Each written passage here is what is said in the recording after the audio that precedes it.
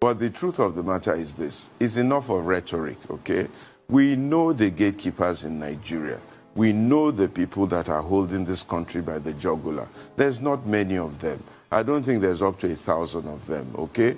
Both federal and state level. We need to go to each one of them and speak to them and tell them, let my people go. You know, to get the people, children of Israel out of Egypt, Moses had to go to Pharaoh and say to Pharaoh, let my people go, so that they may worship God. So we need to go to Aso Rock, tell Buhari, let my people go. If Oshibado needs to be spoken to, we tell him. We need to tell the chief of staff. We need to tell all the various people working in various government agencies that this is the right thing to do in Nigeria. Why don't you do it? I hear that recommendations go to council.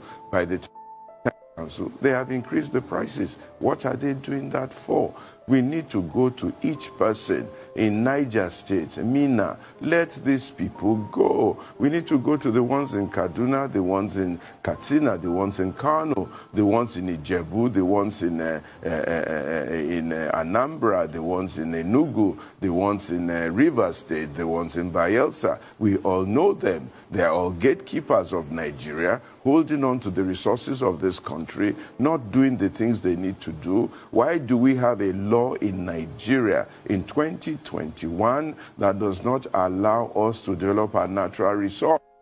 They say the thing belongs to the federal government, and the federal government has capacity to develop it. Why are we wasting each other's time? There's bitumen in the ground, there's gold in the ground, there's all sorts of resources available, but the federal government won't develop it, and they won't change the law. We need to tell them that it is enough. We have more than enough to make Nigeria great. We don't need to import food. Why are we importing food? Why are we making a game of anchor borrower schemes and all kinds of things? People are just making money left, right, and center, even with vaccination. What kind of nonsense is all this? We need to tell them. We know each one of them, and we need to go and tell them and stop just talking generally in the air. If we keep talking generally in the air, nobody will take responsibility. We need to take up Bola Tinubu. You want to be president of Nigeria. Why do you want to be president? What do you want to achieve? What is your plan for Nigeria? And even with the Lagos state that you have. I went to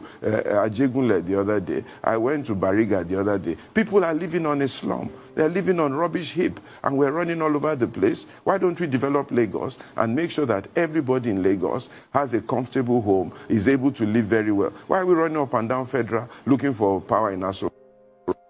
Resource in Lagos to develop Lagos. Why are we looking for this? I told my Igbo brothers, why are you bothering with Nigeria? You have more than enough money among yourselves. You are rich people. Why don't you take your money back to Anambra and all those places and develop Imo and build up Imo and make sure Imo becomes the Dubai of Nigeria? Why are you wasting your time? Why don't you go into the ground and dig up your gold? Why are you waiting law to hold you this and that? The people must move. We must talk to each one of these gatekeepers. Enough is enough. Why are you holding the people of God down? What is the problem? How much money do you want? How long is a man going to live? I'm 60 now. How much life does one have left? How much energy do you have? How many clothes are you going to wear? There are people dying. There are people dying. My president leaves this country and goes to London for medical treatment. What for? I can only forgive him because of his age. But honestly, why would they do that? Imagine Biden coming to Nigeria saying he's coming to look for medical treatment. What kind of nonsense is that? When some of the best doctors in the world are Nigerians. I can tell you that in his medical protocol, this man, Buhari, there will be at least 4 Nigerians looking after him because they are stranded in England, not being able to come back to Nigeria to use their resource. Nigeria has exported all its competent hands, thrown them into the sea, and they are working for other nations, building other nations. You have 8 Nigerians in Biden's cabinet, 8 of them young people doing all sorts of fantastic things for him, writing his speeches, making his policies. And if those people come to Nigeria, we will frustrate them. They'll be jobless. What kind of nonsense is this? It's enough. Honestly, it is enough. And we must tell each one of them and name them and tell them, this is wrong in Nigeria. You must stop it. What are you looking for power for? What are you looking for power for? Just to put people in bondage? For how long? It's enough. Honestly, it is enough. We all have more than enough to eat, and to survive. If we all are honest with each other, we should stop putting the people in bondage. People are roaming the streets of Lagos, area boys on drugs everywhere. We're not doing anything about it, and we're still fighting for power. Power for what? It's enough. And one of the problems of Nigeria is that we're not telling each other the truth. We keep hiding. Why? Because tomorrow you want to go to Aso Rock for contract. You want to go and say you are the president of the friend of the governor, friend of the president. For how long? For how long are we going to continue like that? So we should call each one of these people.